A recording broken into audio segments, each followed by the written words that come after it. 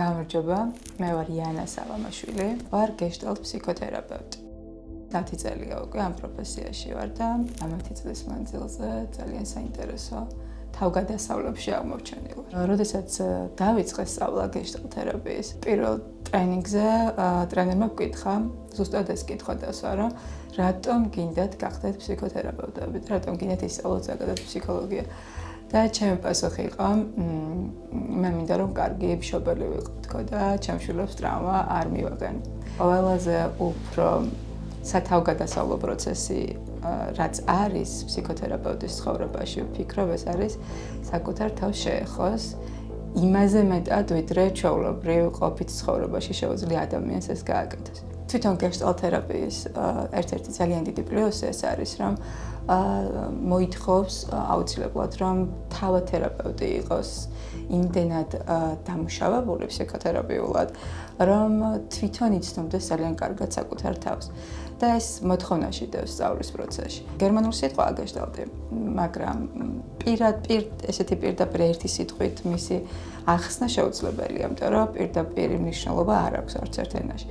რეალურად გეშტალტი წარმოიდგინეს არის მთლიანობას ასახავს, რომელიც შედგება განსხვავებული ნაწილებისგან და ეს ნაწილები ერთმანეთთან იმდენად ახლოს არიან და ფუნქციურად კარგად მოქმედებენ, რომ ქმნის აი ამ განსხვავებული ნაწილების მთლიანობას. და ძალიან საინტერესო ის არის, რომ გეშტალტ თერაპიის სწავლის დროს აღმოვაჩინე, რომ ჩემში იყო ისეთი ნაწილები, რომლებიც რაღაც პერიოდებში ჩამიკეცავს და უარყოფა გამიკეთები ამის. და როდესაც დავიწყე ამ ნაწილებთან ურთიერთობა, ეს იყო ძალიან დიდი რესურსული ნაწილები, რომლებიც სხვადასხვა სიტუაციებში გარემოსგან, სოციუმისგან შეიძლება უარყოფილიყო. აი სხვადასხვა ნაწილები რა არის? მაგალითად, ეგრეთ წოდებული ჯიუტი გოგო, რომელიც რეალურად ძალიან ესეთი პრინციპული ადამიანის უნარს წარმოადგენს, ხო, სიჯიუტე, რომ მე ჩემი თავი გამოვიტანო სოციუმში ისეთი როგორიც მე ვარ. მას ჯიუტი გოგოს ჩაგეცილი იყო. მაგალითად, როგორიც არის ნაწილი, რომელიც ორიენტირებულია საკუთარ თავზე.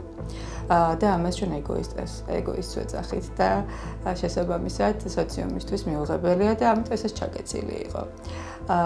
და კიდევ ისეთი ნაწილები, რომელიც ერთად საკუთარ მეზე არის ორიენტირებული.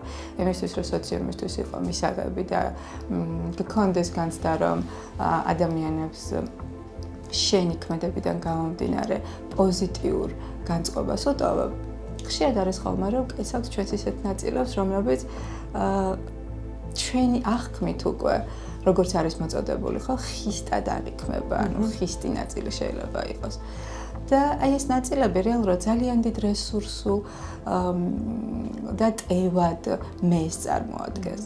და ამათთან ურთიერთობაში შესვლა იყო ძალიან საინტერესო ჩემთვის და გეშტალტისთვის დამახასიათებელია განცდას ეძახიან, როდესაც უცბად აღმოაჩენ, რომ ეხლა მე სხვანაირად მოვიქეცი, ეს არ მოვიქცეოდი არასდროს აქამდე.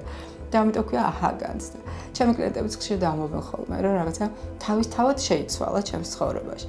და ამაზე სულ ხუმრობთ მე, რომ თავისთავად არაფერი არ ხდება. ერთადერთი რაც გაძლევს იმის საშუალებას, რომ რაღაც შეცვალო, არის საკუთარ თავთან აი ისეთი დამოკიდებულების ჩამოყალიბება, როგორცაც გაძლევს თერაპიული პროცესი, რაც ნიშნავს რელაციური პროცესი. რომ მე შევძლო, როდესაც შენ გისმენ, არა მხოლოდ გისმინო, არამედ შევძლო შენთან ერთად გავიარო ნებისმიერი პროცესი. ეს უნარი არ არის თუ სწავლებადია. იცი, ამისთვის უნდა გქონდეს უნარიც აუცილებლად და აი ზუსტად ამაში გეხმარება ის სწავლების პროცესი, გეშტალტ თერაპიის და საკუთარ თავთან დაახლოების პროცესი, რომ შენში ეს ნაწილი გააცოცხლო, რომელიც არის მზად, რომ ამ რელაციური პროცესის აღქმა და ჩართვა მოახერხოს ამაში. რეალურად თერაპიაზე როცა მოდის ადამიანი, პირველი პერიოდი ჭირდება იმისთვის, რომ საკუთარ შეგრძნებებს სახელი დაარქვას. იქიდან გამომდინარე, რომ საკუთარი თავის გასაკმაოდ ჩავსვართ და ძირითადად შენ სწავლად გაგიქია, როგორ ფიქრებში ვართ სულ გადავარდნილი, ხო? სხეულის შეგრძნებები ხშირად დავიწყებული გვაქვს ხოლმე და ამიტომ ეს პროცესი თავდაპირველი პერიოდი, რასაც ეთმობა თავისთავად ასევე, არის ის, რომ ვისწავლოთ საკუთარ შეგრძნებებს, განცდებს, ემოციებს სახელი დავარქვათ. და აი ამისთვის ძალიან მნიშვნელოვანია, რომ თერაპევტმა შეძლოს, რომ წაყლეს ამ პროცესში ისე, რომ ამის შეგრძნებები, როგორიც არის კლიენტის, მისთვისაც შესაგრძნობი გახდეს. თუ კი მე ვერ მივხვდი შენ რას გრძნობ და ვერ გამოყევი ამ პროცესში, მაშინ ვერ ვიქნები შენი თანაზიარი. მე მაგალითად ყველა კლიენტს ვაფრთხილებ, რომ ხელშეკრულებას ავით უდავთ ხოლმე ესეზებირად, რომ აუცილებლად მითხარი თუ კი მე შენ კითხვას დაგისვა და შენ ვერ პაულობ პასუხს, აუცილებლად მითხარი, რომ რაღაც იანა იცი რა, მე მგონი ვერ მივხვდი რა არის ეს. და ეს ერთად შეგრძნებებს და განცდა გრძნობებს ეხება. იმიტომ რომ მეც ვარ მაგ პროცესში და მე შემიძლია დაგეხმარა, რომ რაღაცნაირად მივიდეთ იქამდე, რომ შენში იპოვო, რას ვეხებით ახლა. და თუ კი აი ამას ვერ შეძლებ, მაშინ ძართული იქნება მუშაობა. ყველაზე რთული პრობლემები ბოლო პერიოდში რა არის, რითიც ადამიანები მოდიან ხოლმე შენთან? ძალიან ხშირია შფოთვები და პანიკური შეტევები, ძალიან ხშირია. ძალიან ხშირია ასევე თვითგვემა, რომელსაც მივყავართ ასევე პანიკურ შეტევებამდე. რეალურად ადამიანი ძალიან უნდა შეწუხდეს იმისთვის, რომ მივიდეს თერაპიაზე. ძალიან იშვიათია ადამიანი, რომელიც მოდის პიროვნული ზრდისთვის. ჩვენს ქვეყანაში რეალურად თითქმის 10 წელია მუშაობდა ეს კულტურა თერაპევტთან მისვლის ნელ-ნელა თანდათან დაინერგა. ის რომ ფსიქიატრი და ფსიქოლოგიის გარჩევა ვისწავლეთ, უკვე ძალიან დიდი პლუსია, იმიტომ რომ თავდაპირველად როცა ამ პროფესიაში მოვედი, ყოველთვის მეკითხებოდნენ, შენ ფსიქიატრი ხარ თუ ფსიქოლოგი, ანუ შენ წამალს წერ თუ რას შვებით ახლა მე და შენ. და ეს უკვე რაღაცნაირად გადაგორდა ეს პროცესი, იმიტომ რომ ვინც მოდის ფსიქოთერაპიაზე, უკვე იცის რასთან შეიძლება ქონდეს შეხება. და იცის რომ მე წამალს არ ვწერ მაგალითად. ესეც უკვე ძალიან დიდი პლუსია, ხო?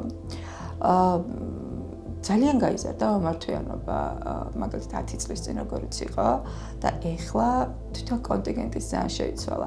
ასაკობრივი ზღვარი იმდენად აღარ არის. ნუ იმ პერიოდში იყო დაახლოებით 25 წლამდე, 30 წლამდე კიდევ უფრო ხშირი მომართვიანობა. რეალურად თერაპიაზე საჭიროა მიხვიდე მხოლოდ და მხოლოდ მაშინ, როდესაც შენ თვლი, შენ აწყდები რაღაცას ისეთს, რომელსაც ვერ აბიჯებ, ვერ ერევი და გრძნობრად გჭირდება დახმარება. აი, იმის აღიარება, რომ მე დახმარება მჭირდება, არის პირველი და ძალიან მნიშვნელოვანი. ჩემ შემთხვევაში, როცა ვიწყებ პირველ შეხვედრას, აუცილებლად გაცნობით ვიწყებ, აუცილებლად ვეუბნები, რასთან ექნება შეხება, რა არის თუნდაც გეშტალთერაპია და როგორ მუშაობა ამ მეთოდოლოგიით. და აუცილებლად ვეუბნები ზუსტად ამ სიტყვებსაც, რომ დააკვირდი, რამდენად მისაღები ვარ მე შენთვის. და მეც დავაკვირდები, რამდენად ბუნებრივია ჩვენი კონტაქტი ჩემთვის და აუცილებლად გავაზიაროთ ეს შემდეგ ერთმანეთთან. ნუ მქონია შემთხვევა, როდესაც ადამიანს უკითხავს, კიდევ უნდა მოვიდე? და მე მითქოს, რომ ეს შენი გადასაწყვეტია, ანუ მე რეცეპტს ვერ გამოგიწერ, რომ თქვა კიდევ ერთხელ აუცილებლად უნდა მოხვიდე, შენი გადასაწყვეტია. ძალიან მნიშვნელოვანია, რომ თვითონ ადამიანმა გაითავისოს ის, რომ კი, შეიძლება მე მოვხვდე თერაპევტთან, რომელიც ჩემთვის სუბიექტურად შეიძლება არ იყოს მისაღები და შეწყვეტოს ეს კავშირი და შემდეგ მოძებნოს ვიღაც. ნდობას არ კარგავს ამ ძებნის პროცესში, ვთქვათ 1-2 რო გამოცვალოს ამ დროს. მე მყავს კლიენტი მაგალითად, რომელმაც ვითხრა, რომ შენ ხარ მეშვიდე ფსიქოთერაპევტი, ვისთანაც მივედი. ოჯახი ადამიანს რომ და ზუსტად ეგ გამიჩნდა, რომ არ ვიცი, ძალიან მაგარია ადამიანი ხარ, ძალიან მაგარი ხარ, როცა შეძელი და მეშვიდედაც გადადგი ეს ნაბიჯი და მოხვედი. რეალურად შედეგს როდის უნდა მიხვდეს ადამიანი, რომ შედეგი გამოიღო თერაპიებზე სიარულმა? როდესაც მისი ქცევები და დამოკიდებულება შეიცვლება. მე ხუმრობ ხოლმე, რომ როდესაც შენი ახლობლები გეტყვიან, რომ შენ რაღაცა ცოტა სხვანაირი ხარ და რა გჭირს, ნიშნავს, რომ ესე იგი შენმა თერაპიულმა პროცესმა შედეგი გამოიღო. აი, რატომ მიყვარს გეშტალტი? ნახე, როგორი რაღაც არის. ესე აღიქომს ადამიანს, აი ამ 5 კრიტერიუმის ერთობლიობას: შეგრძნება, განცდა, გრძნობა, ემოცია და რაციონალიზაცია. აი ეს 5-ია. მე თუ ამ 5-დან რომელიმე არ ვიცი შენ შესახებ, როგორც ფსიქოთერაპევტმა, შენმა ფსიქოთერაპევტმა, ეს ნიშნავს, რომ მაშინ არ გიცნობ. ამიტომ ჩვენი სესიები ყოველთვის ესე მიდის, ნებისმიერ საკითხთან მიმართებაში, რა შეგრძნება, რა განცდა, რა ემოცია მოაქვს ამას და როგორი ხარ ამ პროცესში შენ, რა ფიქრებით ხარ. და ამის განხილვის დროს მე ხარ უკმაყოფილება ამ ცნობის მოყვარეობას, რა თქმა უნდა, შენც უკმაყოფილება ამ ცნობის მოყვარეობას. ყველაზე რთული რომელ ასაკობრივ კატეგორიასთან არის მუშაობა? ყველაზე რთული არის ჩემთვის, ბავშვებთან მუშაობა. და გარდატეხის ასაკის მოზარდებთან მუშაობა. ალბათ თვითონ ამ ადამიანებთან მუშაობა არ არის პრობლემა. პრობლემა არის ჩემთვის მათ მშობლებთან მუშაობის პროცესი. აი ესეთი მოთხოვნა არსებობს ხოლმე, რომ მოიყვანენ ბავშვს და უნდა შეცვალო. და რეალურად ბავშვი არ იცვლება, ყველაზე აუთენტური არსება ვინც შეიძლება იყოს ამ ქვეყნად არის ბავშვი. ყველაზე მეტად ვისაც შეიძლება ენდო, ვის შეგრძნებებსაც შეიძლება ენდო, ვის განცდებსაც და აღქმებსაც შეიძლება ენდო არის ბავშვი. და აი მშობლებსაც ვუხსნი ხოლმე, რომ აი ნახე, კი, შენი შვილი მოდის, ვართ თერაპიაზე, აცნობიერებს რაღაცას, მაგრამ მე ბრუნდება ისევ იმ გარემოში, სადაც არაფერი იცვლება და ეს რა გამოდის მერე, რომ კიდევ უფრო ცუდად შეიძლება გრძნობდეს ამ დროს ბავშვი თავს. იმიტომ რომ აქამდე თუ რაღაც ეგონა რომ მისი ბრალი იყო, ეხლა კი ხვდება რომ მისი ბრალი არ არის. მაგრამ ვერაფერს ცვლის. და ამ დროს მშობლების ძირითადი პასუხი რა არის? ამ დროს მშობლების ძირითადი პასუხი არის მიუღებელობა. რა თქმა უნდა. და როდესაც ვეუბნები, რომ შენ თქვა ყოველი მესამე სესია არის თქვენი და აუცილებლად წყვილში თუ მხოლოდ უკეთესი იქნება, იმიტომ რომ გჭირდება გავიაროთ პროცესები, რა გაქვს შენ შესაძლებელი, იმისთვის რომ შენმა შვილმა თავი კარგად იგრძნოს. ეს მეტაფორა მომყავს ხოლმე, მაგალითად, ტალახში რაღაც ჩვარი რო გდია, ამოიღებ, გარეცხავ, გააკათქათებ და მე ისე უკან ჩააგდებ. არაფერი არ იცვლება ამ ჩვარისთვის, ხო? ისევე ისე ისრება, როგორც აქამდე იყო დასრული. და აი ბავშვის თერაპია, როდესაც მშობელი არ მუშაობს საკუთარ თავზე, ზუსტად ამას გავს. თერაპიაზე მიდის ის ადამიანი, რომელსაც ძალიან უნდა რაღაცის შეცვლა, მაგრამ შეიძლება გამბედაობა არ ყოფნიდეს. აი რას ეტყოდი ზუსტად ეგეთ ადამიანს, ვისაც უნდა, მაგრამ არ ყოფნის გამბედაობა.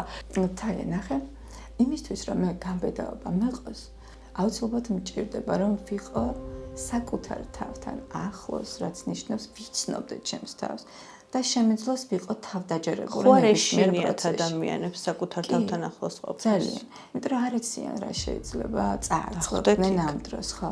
აი ფსიქოთერაპიული პროცესი რაც გავს, იცი, რაღაცა ოთახის კართან რო დგახარ და აქ რაც ხდება, ეს იცი და ძალიან ნაცნობია.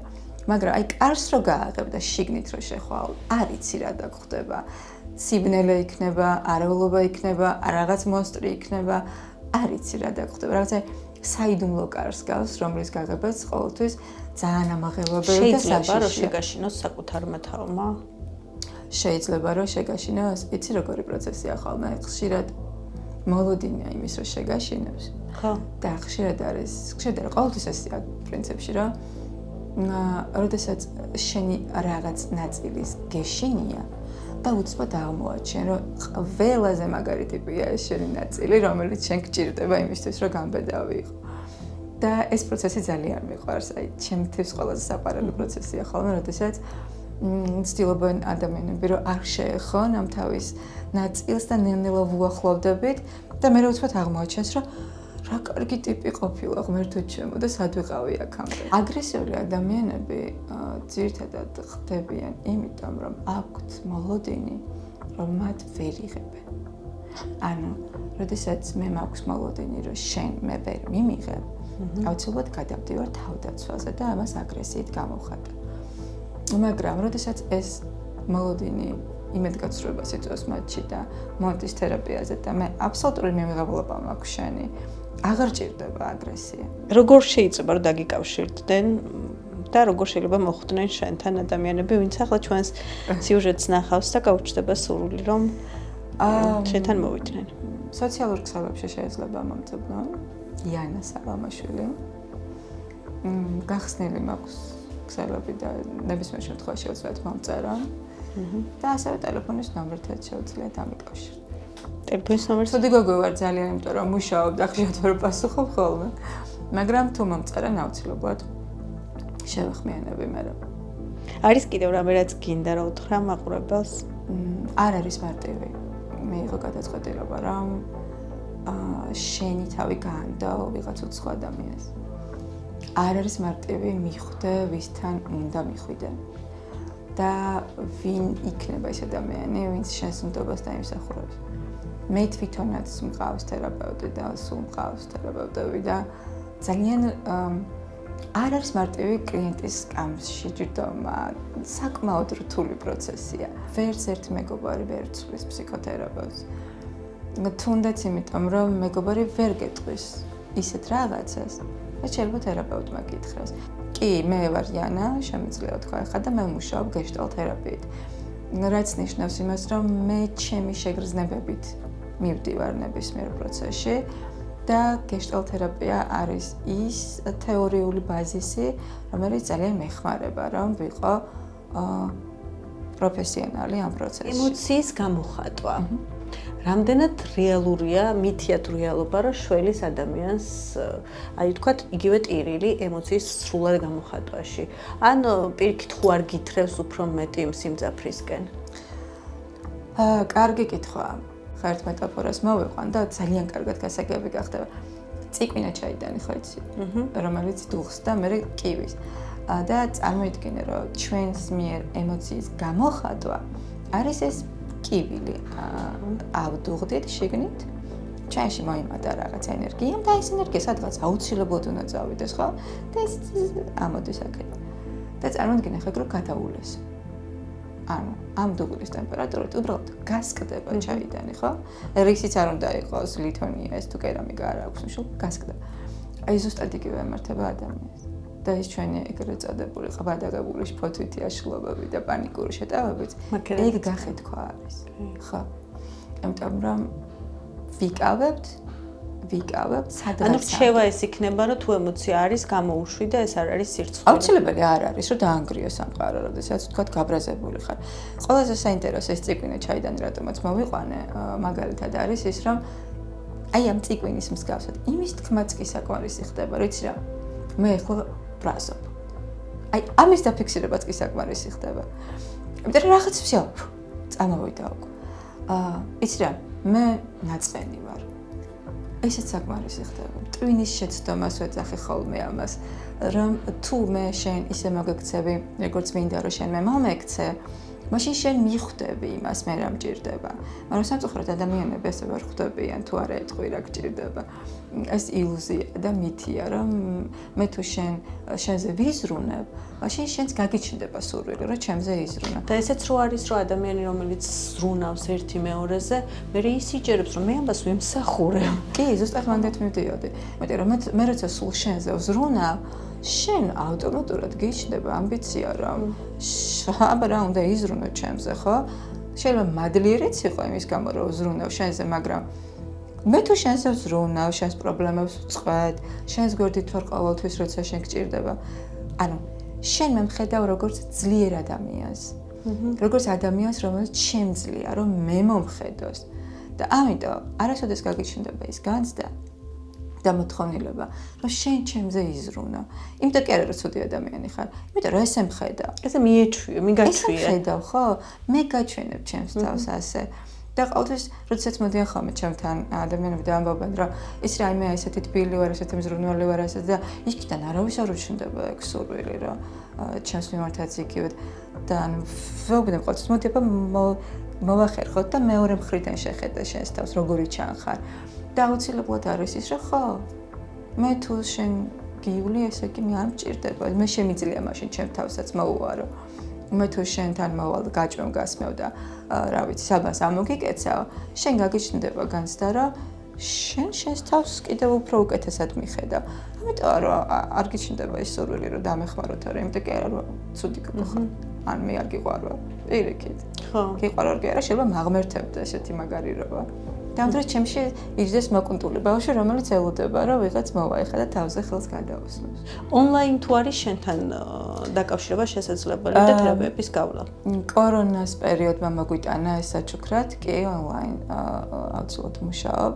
მაგრამ ზოგიერთი ადამიანი რომ ფიზიკურად არ არის ქალაქში ან ქვეყანაში. აი ვინც ქალაქშია, იმას ყოველთვის ვთხოვ ხოლმე, რომ მოდი ჯობია ლაივში. თუ შეგიძლია ლაივში ხო გავიაროთ ეს პროცესი. მაგრამ ვინც არ არის საქართველოში მაგალითად ან რა ვიცი ქალაქში არ არის, მათთან რა თქმა უნდა ონლაინ მუშაობ. მადლობა. მართლა ძალიან საინტერესო იყო. მადლობა, ჩემთვის ძალიან საინტერესო იყო, ძალიან საინტერესო გამოცდილებაა და დიდი მადლობა ამისთვის. ბიზნესი მხოლოდ იდეა არ არის. ეს არის გადაწყვეტილებები, რისკები და შეცდომები. ისტორიები, რომლებიც წარმატებამდე მიდის. ჩვენ ვხვდებით მათ, ვინც ბიზნესს რეალურად ქმნის. გახდი ნაწილი რეალური ბიზნესის ისტორიების რუბრიკაში ბიზნეს ამბავი.